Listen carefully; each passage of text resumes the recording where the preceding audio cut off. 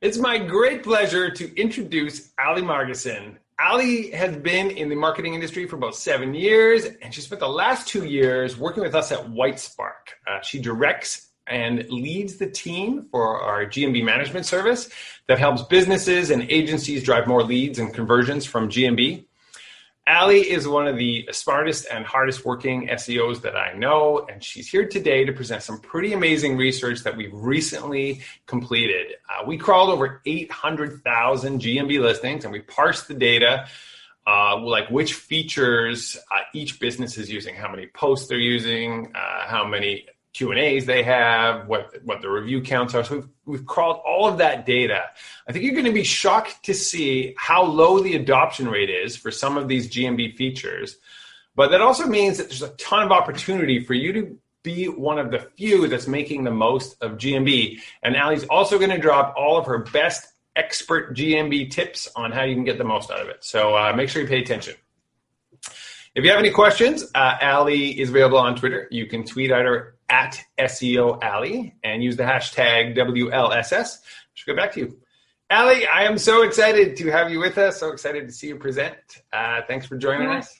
Yeah, thank you so much, Darren. I'm really excited. All right. I'm just going to share my screen here. Good to go. All right, you can see my presentation? Yep, looks good. All right, perfect. All right, yeah, so thank you so much for the opportunity to share today. I'm really excited to get to talk about one of my favorite things, Google My Business. So Google My Business is a platform for businesses to manage their online presence on Google Search and on Maps. And if you verify and edit your business information, you can both help customers find your business and tell them your story. Having your business on GMB plays an important part in how users find your business online. So as Darren said, we did a study of Google My Business listings. We studied 800,000 listings, and we studied them across 70 categories in 100 major cities in the US and in Canada, so 200 cities total. And the purpose of this study is to understand Google My Business feature adoption and trends. And the reason that we want to do that is to identify ways that you can stand out and find the best opportunities for your business. We also launched our GMB management service at Whitespark last year. So we really were interested in this information so that we can help our clients strategize for the Google My Business listing. So let's get started. So together we'll explore 3 of the newest GMB features, which are posts, Q&A, and products, as well as a cornerstone feature, which is reviews. So the first feature we'll look at is Google Posts. Google Posts are one of the newest features, like I said, and they're also one of the biggest changes to GMB. They were released in beta in the spring of 2016. And you can use Google Posts to share what's new with your business. And here with this feature, you can share about your business, what sets you apart, feature a service, share an update. You can also post events you're hosting such as sales, open houses, classes, and special offers that can't be missed. And as of March, COVID-19 updates, and these keep your customers safe and informed about changes to your business during the pandemic. And while product posts were eliminated earlier this year, you can feature products for sale online or in store with a what's new post or an offer post. There are several call to action buttons. As you can see here, we're using order online, but you can also have buy or learn more. And you can just feature your products still in posts, even though that feature is no longer available. So let's dive into what we found in the study. Only 28% of businesses have ever shared a Google post. So Google Post adoption is really low. And when we say that they've ever shared a post, this means they've shared at least one post since the feature was launched more than 4 years ago. The number of businesses actively posting now is 7 times less than that. Only 4% of businesses are making Google Posts a part of their ongoing strategy.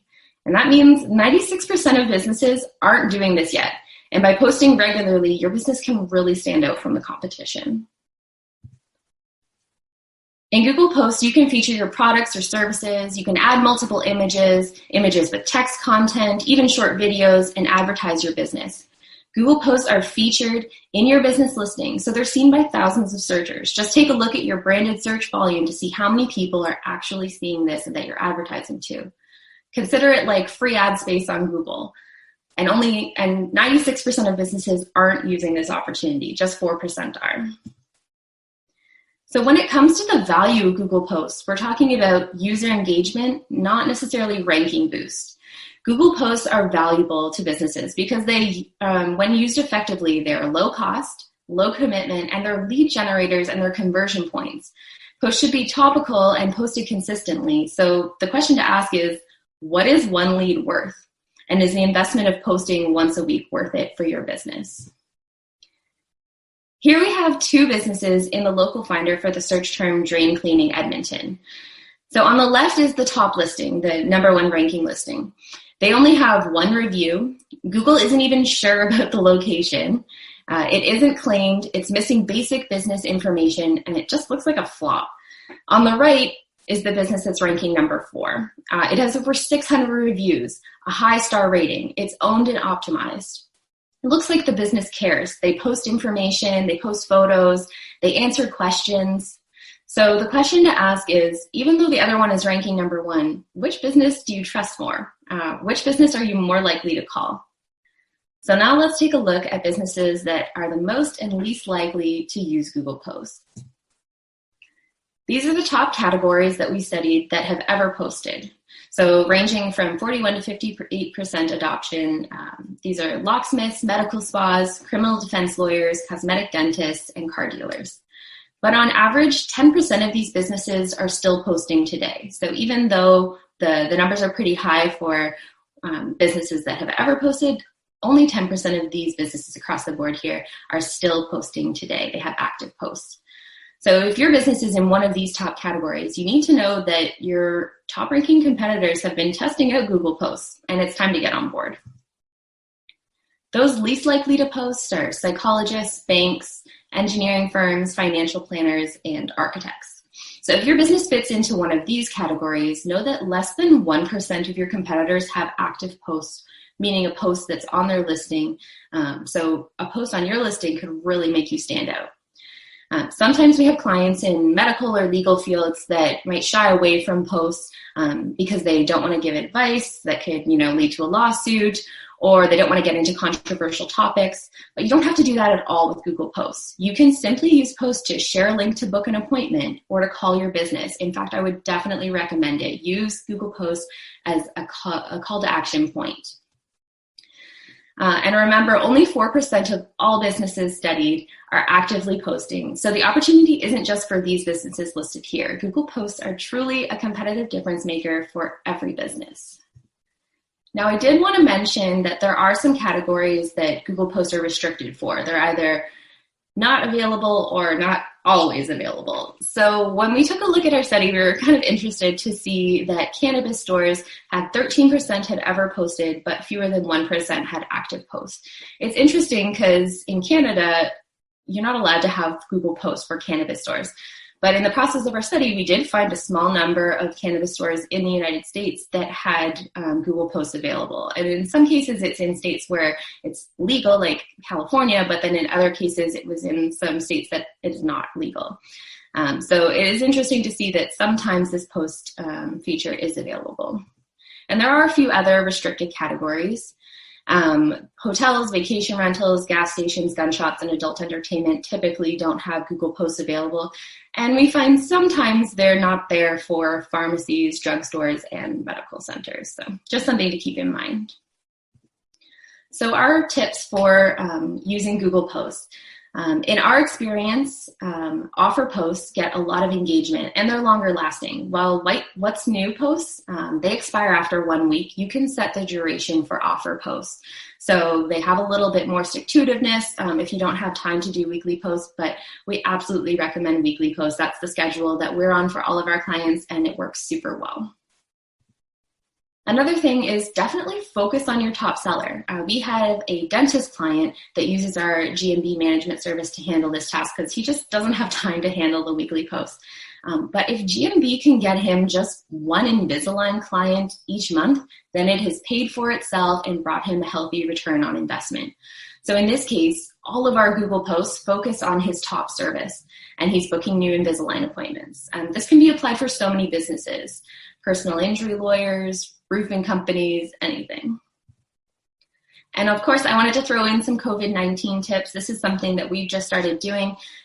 We always like to repurpose reviews into post content. It's great content to have, but we are specifically now looking for reviews that mention COVID-19 and to reuse those as posts, because what it's doing is just amplifying your customer's current experience. Here, this is for a dental clinic, and the review says that they were diligent and they helped her get an appointment even with COVID-19 limitations. Like, that is gold to post, just from the mouth of your customer to share with other people how they felt visiting your business right now.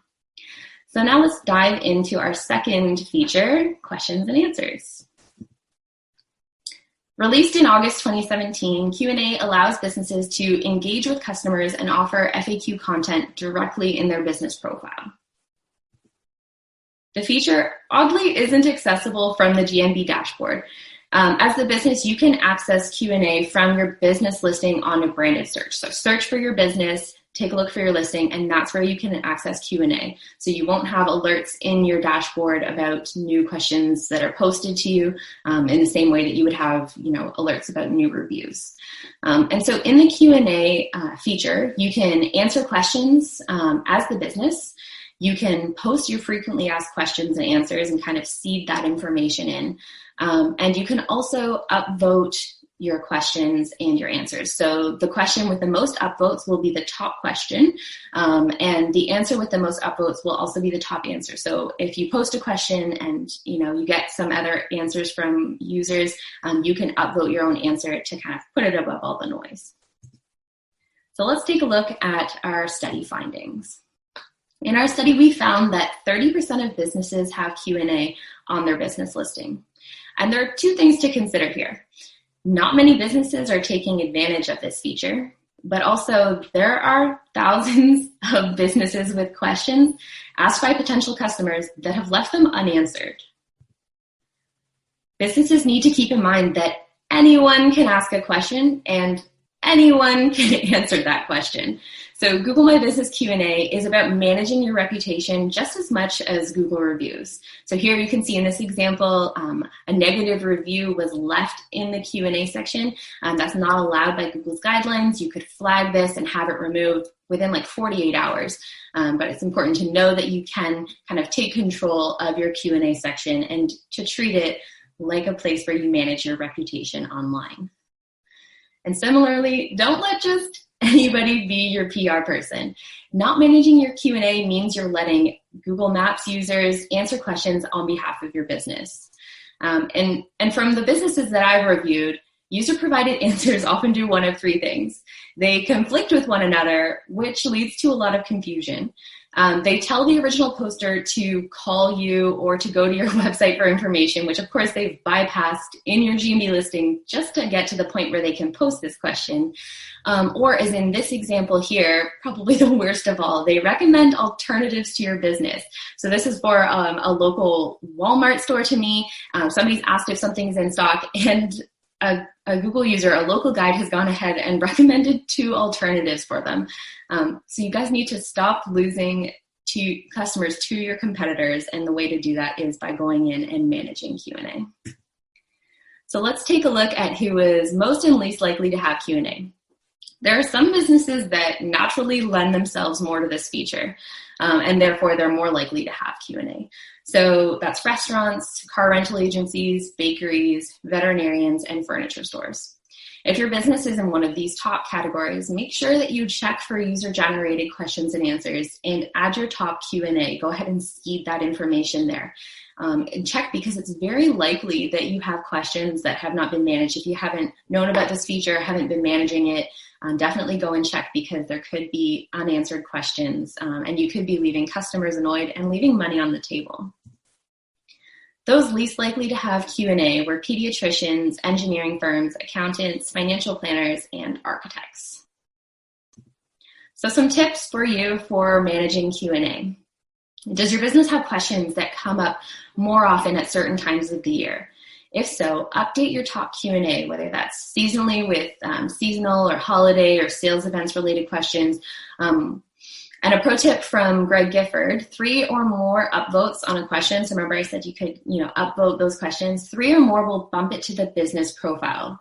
So they'll be able to see the top question right on your business listing. As you can see in this screenshot here on both sides, that's the top question that's upvoted.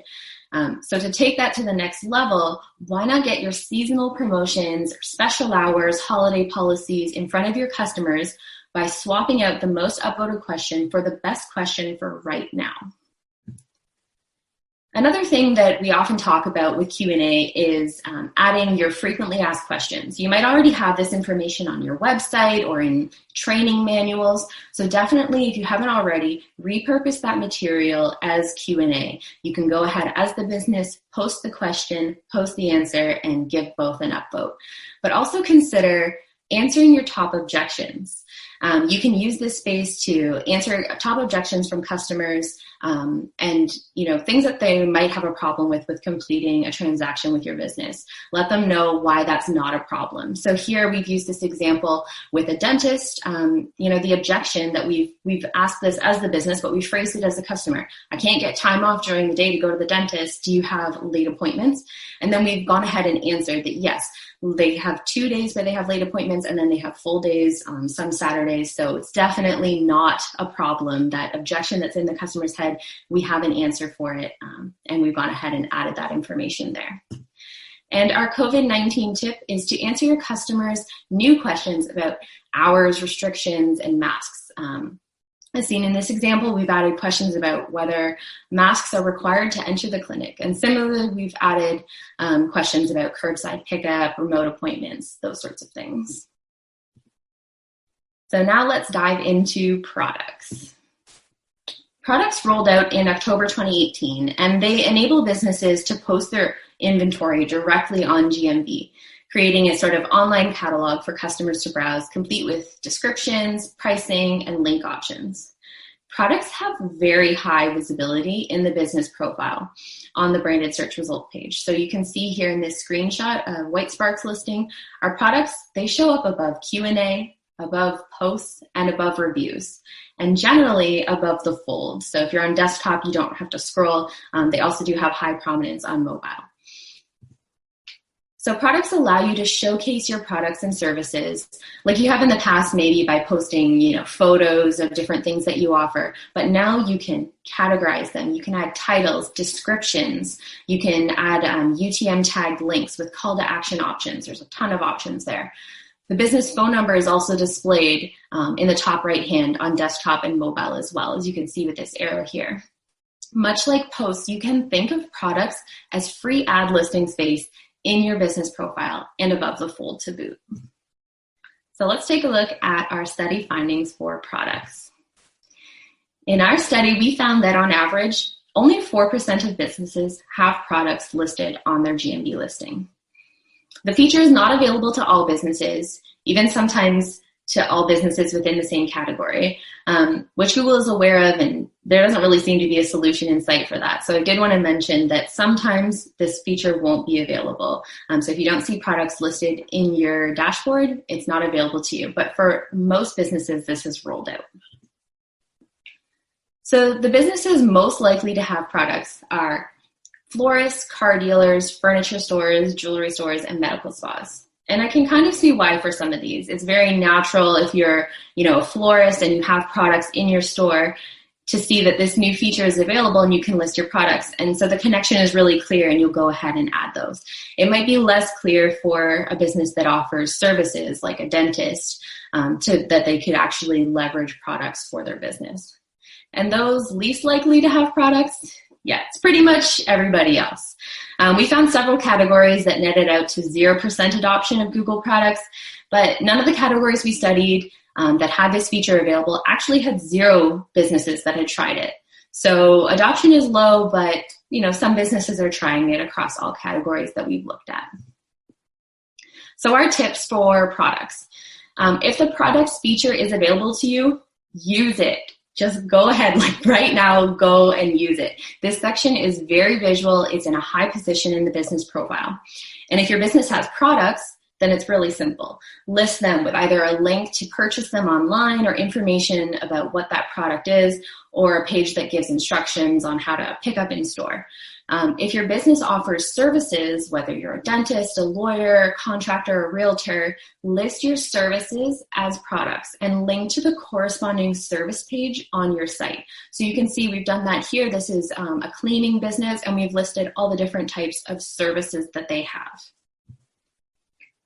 Another tip is to track conversions. You always want to include a link and use UTM tagging so that you can have proper attribution for where these clicks to these service pages or product landing pages are coming from. And again, you want to let your top sellers shine. You want to order your products so that the best sellers show at the top. Don't forget to use product categories as well. These show up just below your top products. As you can see here, they've got categories of windows and doors, and then they've got their top sellers listed first. So our COVID-19 tip is to use the products feature to share your new or your virtual services that you might have. In this example, we've replaced their usual top products, which are like implants and teeth whitening, with COVID-19 services because general dentistry wasn't available at the time. So we've gone ahead and we've added in emergency care, phone screening, and some of the more, emergency procedures that wouldn't necessarily be their top sellers, but might be the only reason you were going to visit a dentist back in April. Similarly, we've added services like curbside pickup, remote appointments for other businesses like retail stores, law firms, and so on. All right, so finally, we'll look at the cornerstone feature of Google My Business, reviews. Google reviews, like I said, they're a cornerstone feature. They're probably, I guess, apart from directions and maps, its most well-known feature, why people use this service. Reviews are a local search ranking factor for businesses in Google Maps, the local finder, and the coveted map pack on search result pages as well. So most people are generally pretty familiar with Google reviews, but there are some new features that have rolled out over the past year, and that would be review attributes, which was earlier this year, and place topics, which was summer of 2019. So you can see those both highlighted in this review screenshot here. Now, some businesses even have new questions for the reviewer when they go to leave a review. So this one here is asking what service was performed, and that will be highlighted in the review. So this is something kind of new and really interesting that's coming to GMB. So let's take a look at our study findings. As I was going through, there seemed to be a bit of a correlation between listing ownerships and reviews. And I really wanted to kind of explore that. So the basis of that was we found only 49% of businesses in Google Maps are claimed. So that's kind of our baseline of understanding how many businesses are claimed. It's about half. Unclaimed listings are on average 3 times more likely to have no reviews or low ratings. So if for no other reason than this, it is vital that businesses claim their business profile on Google My Business. And we did see some trends and outliers when we were studying this connection that we saw between listing ownership and reviews and ratings. So one of the outliers here, Google defines an individual practitioner as a public-facing professional, typically with their own customer base. And we found that many professionals that fit into this classification were much more at risk of having no to low reviews associated with not claiming their GMB listing. So we looked at accountants, chiropractors, dentists, financial planners, lawyers, optometrists. They were all about 6 times more likely to have no to low reviews if the listing was unclaimed. For these professionals, a simple and effective review strategy is absolutely paramount. If you're a professional in one of these categories or something similar, search to see if you already have a practitioner listing floating out there and claim it. If you do, look what can happen. Remember that a practitioner listing comes with you, so you should claim your listing and start collecting your own reviews as a practitioner. One major exception to this rule of connection here was for restaurants and for coffee shops.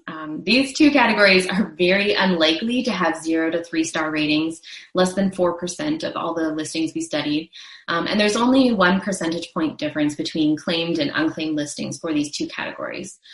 This is likely because, we studied in America and Canada. It's very common in our culture to review your experience when you're, at a restaurant. So it's kind of ingrained in our dine out experience. So I'm not too surprised to see, whether the listing is claimed or not, whether it's being managed or not, they're still getting reviews. We know that in general, consumers write reviews when they're very satisfied or very unsatisfied. So we found 43% of businesses had ratings over 4.5 stars, and 33% of businesses had ratings under 3 stars. But the majority of businesses have less than 10 reviews. 62% of the businesses that we studied had 0 to 10 reviews. And you can see the kind of fall off there. Only 11% had more than 100 reviews. There are some businesses that are excelling at accumulating reviews, though. Coffee shops, bakeries, car dealers, electronics stores, and restaurants. In fact, restaurants run completely opposite to the trend of businesses for average review count. As we've already explored, they have very few low reviews. 77% had over 100 reviews. So let's take a look at who's winning with reviews. The fewest bad reviews were for our bakeries, coffee shops, and restaurants. And those least likely to have no reviews, businesses that are the best at collecting reviews will be least likely to have no reviews. So we found very few locksmiths, day spas, bakeries, coffee shops that had no reviews. Only 2% of restaurants we studied did not have a single review. So let's take a look at who is losing with reviews. Those most likely to have no reviews are financial planners, psychologists, accountants, architects, and construction companies. It's interesting that the businesses most likely to have no reviews are mostly professionals, where a Google review is really a review of that professional in their industry or trade. So the stakes might even be higher for personal reputation. And I also wanted to mention that some of these businesses have industry governance that can limit their ability to engage in review acquisition, such as HIPAA compliance, or maybe they work in areas where consumers might not be comfortable leaving a review, like a psychologist, or they're B2B centric, like an architect. So let's take a look at some best practices. First of all, claim your listing. As we've looked here, that's absolutely first step. Respond to every review, both positive and negative, and ask every customer for a review. More reviews means more content on your listing. So I'll share with you our winning review strategy. The first step is a personal ask. So ask in person, whether you're in person with a client or a patient. Ask them if it would be okay to give them a review request. You can accompany that with giving them a little review request card, which has a simple link to leaving a review directly on Google. I've been in businesses where there's like a 10-step process outlined on how to leave a review. Log on to your Google account. Search for our business. No, just make it easy for your customers. So what we do is we produce for our GMB clients here these little review cards you can see in the screenshot. We use the short link provided in GMB in your dashboard's info tab. You can go ahead and create a short link. And then if you just add /review to the end, it's the simplest, shortest link to getting a review on Google. We also use that link to create a QR code. Now, I've heard QR codes kill kittens. That was like a marketing book a long time ago. And I think that's probably true if you have a giant QR code up on a billboard. But in this case, you're just eliminating barriers for your clients to leave you reviews. Just make it as simple as possible. So it's the personal ask, accompanied with this review request card, and you could always follow up with an email with those simple links as well. So here's the review growth over the past 12 months for one of our clients who has implemented this strategy. So he implemented our review strategy in January 2020. And a full year earlier, January 2019, they had 64 reviews and a 4.4 star rating. So a year from then, when they started this review strategy, they had 77 reviews and a 4.7 star rating. So they'd managed to get their star rating up a bit, but they barely gotten like 15 new reviews over a whole year. We helped them implement the review strategy at the end of January 2020, and the next month, the review count jumped to 104. You can see there's a bit of month-over-month growth, and then you can see it's clicking, and they're really realizing, okay, this is a winning strategy. This is working for us. And then we start to see them take off even more. So the review count is now over 200. They've maintained a 4.7 star rating. I know a lot of businesses are scared about asking every customer for a review because what if they get a negative review? But as you can see here, they've maintained that rating. They've got a ton of new positive reviews. And this is an HVAC company that has trained their technicians on our 3-step process. So again, that 3-step process is the personal ask, the review request card, and the follow-up email. Easy peasy. So it's important to remember that reviews are a conversion tool. They're a local search ranking factor, sure, but they're also why people choose to your business. This is a recent review of one of our clients, and it says right in the review, I chose them for their great reviews. The reviews were right on. So keep in mind that the content of your reviews is being read by potential customers, and so it's really important to get those reviews and to manage them as well. So the really exciting thing is that this data that we've explored is now publicly available to you. The tool is being actively developed right now, and it'll be ready when this presentation is available to you. So we're really excited to put all this information in your hands. As we reviewed the data, we realized there were many applications for this data. If it could be searched and segmented. So I have gone through 72 spreadsheets to be able to pull this information together for you. And now we've made it into a really nice, neat tool for you to be able to explore. So a couple of things that we think you could do with this data would be competitive analysis, prospecting for new clients, and spam fighting. So a couple of things that we, kind of spitballed ideas on how this information could be used. So for competitive analysis, you can sort the data to see which of your competitors is totally killing it. You can sort by businesses showing ads, businesses that meet a certain review threshold, and you can really take a look at your competitors. What about online marketing companies looking to prospect for new clients? If you have maybe a reputation management program, search for businesses that have an intersection of high volume of reviews and really low reviews. So it's kind of a big problem for them. They've got tons of reviews, but not a great rating. They definitely need reputation management help. Or you could search for unclaimed listings that have a high volume of reviews or Q&A. So these are businesses that are already having high user engagement, but they're not managing it. And so they definitely need your services, and it'd be really easy to show how your service could be valuable. And then definitely for spam fighting as well. This one came up because we noticed a ton of spammy names when we reviewed the data. So here I am using the tool looking for cannabis stores with names over 30 characters for spam fighting. So that's like kind of a way that you could use this. You can also search for certain keywords in the names as well, and that'll help you kind of find spam. But yeah, so we've kind of set this threshold because we know name spam is just so bad. So you can try some of our preset rules, or you can create your own, but we're really excited to be able to make all of the data from our study available to you. And we plan to update this free tool with new listing crawl every quarter. So you can sign up for updates. The tool landing page is going to have a place where you can sign up to get on a mailing list, and you'll be notified when we update that. So thank you so much for your valuable time today. I truly appreciate it. As Darren said, you can follow me or send me a question on Twitter. I'm at SEO Allie. And I'm very excited to be able to extend to you the offer for 20% off our tools and services here at Whitespark. Just use the code WLSS. Allie, that was amazing. Oh my God, mind blown.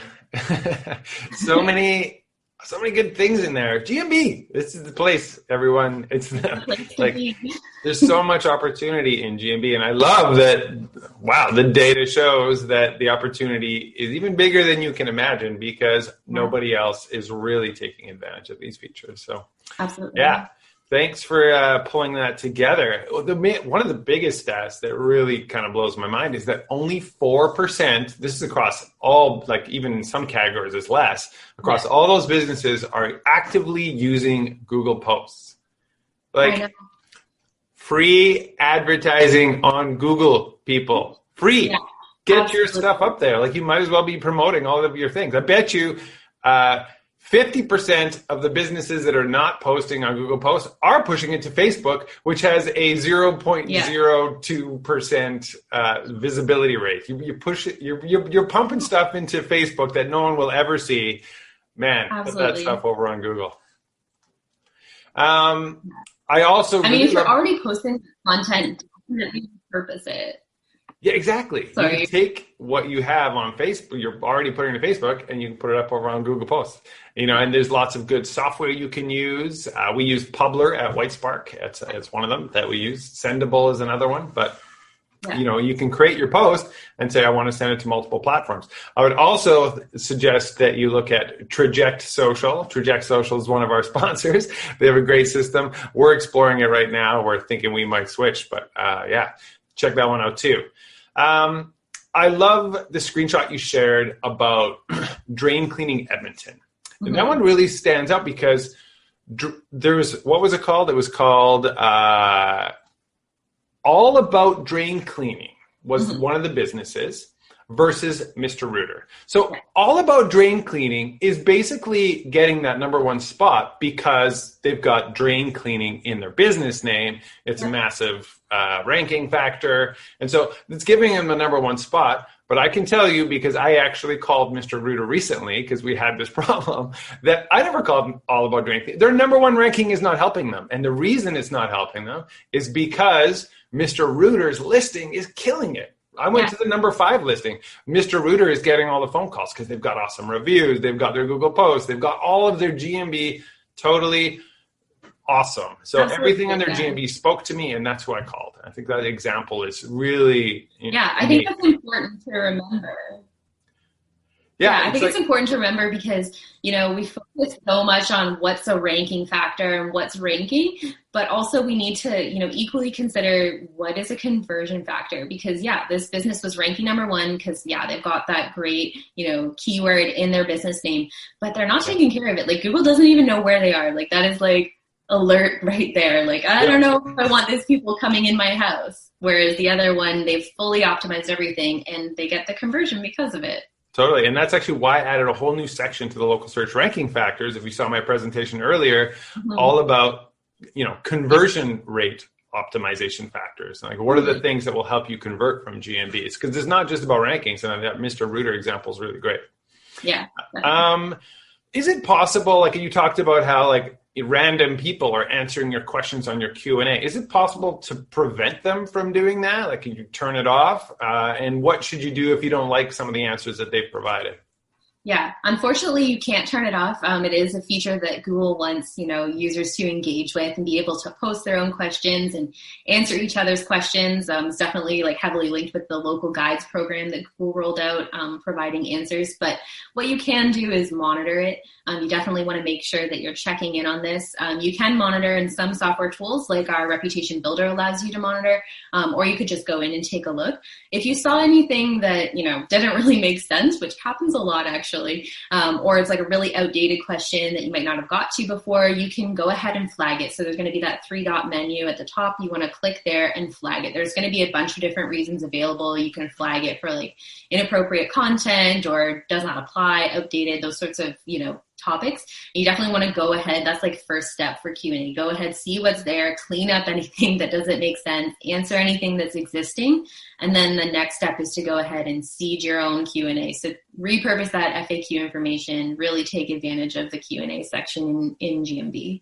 So if you're posting your own Q&A and then upvoting, you can kind of push that one down. Exactly. Yeah. You could always flag something that doesn't make sense, or if it's, if it makes sense, but it's not how you would phrase it or something, just go ahead and push your own questions up to the top so they're the top seen ones. Yep. Smart. Can you explain how that QR code thing works on the review card? I see a QR code. I know the answer to this question, but I just want to pose it so that everyone else can get the value here. But don't you have to have some kind of app installed on your phone in order to use a QR code? Yeah, so we love these QR codes. I feel like in the marketing world, QR codes are frowned upon and just shamed. Like I said, there's that book literally called QR Codes Kill Kittens. But for the average user, this is It's something kind of interesting and cool. And so you don't have to have an app installed on your phone. We verify all of our links and QR codes that we give to our clients. All you have to do is point your smartphone at it with the camera app open. So any smartphone, any camera app, if you open it up, there will be kind of like this like pop-up at the top that says, do you want to open this link? They click open and it, boom, takes you right to where you can leave a review for that business. So like I said, we've used these short links specifically for the business page. So it literally opens up to a page where you choose how many stars and you write your review. We're not even taking them to the business listing. So you don't have to have anything special. You just have to use your smartphone and point it right there. I've recommended this for businesses that, do home services because you're right at their house. You finish your service, whether it's like roofing, tree removal, whatever it is. You hand them the card and show them, hey, just open up your phone, take a picture here. First of all, you're like dazzling these people that like their phones could do this. Yeah. And you made it so easy. Like you're about to leave, they're leaving you a review. The whole process is complete. Amazing. It's 2020 and QR codes have finally become useful. Yeah. I just finally, I'm just really excited about the tool, the GMB Explorer. I feel like it's going to be super valuable. People just kind of dig in there. It's just it's a shortcut to like all of the listings crawled in your industry. You can go in there, you can see who's got the most reviews, who's using Google Posts. You're looking for inspiration for Google Posts? You can use the tool, dive in there, see who's using Google Posts the most, and then look at their listings and be like, oh yeah, cool. So it's really helpful for that sort of competitive analysis. I love it that way. And I think, people like Jason Brown and everyone at Sterling Sky, they'll be excited to use it for spam fighting. I actually found when I was testing that you kind of need to go a little higher because there's a lot of businesses with 30 characters. I've been testing around 70, 80 characters. And it's really fun actually to see how bad people are spamming their business name. I really hope Google fixes that one. Yeah, cannabis was like a wealth of fun spam stuff. There was like one listing where the business name had like the business name dash text me at the number below. And I thought that's the funniest thing I've seen. Text me. They're still sticking with their old technology though, even though they have a storefront. Or they have a storefront that they've created on Google. All right, Allie, that was amazing. It was so fun to see your presentation. You did such an awesome job. I loved it. Thanks a lot. All right. Thanks, Darren. Bye. See ya.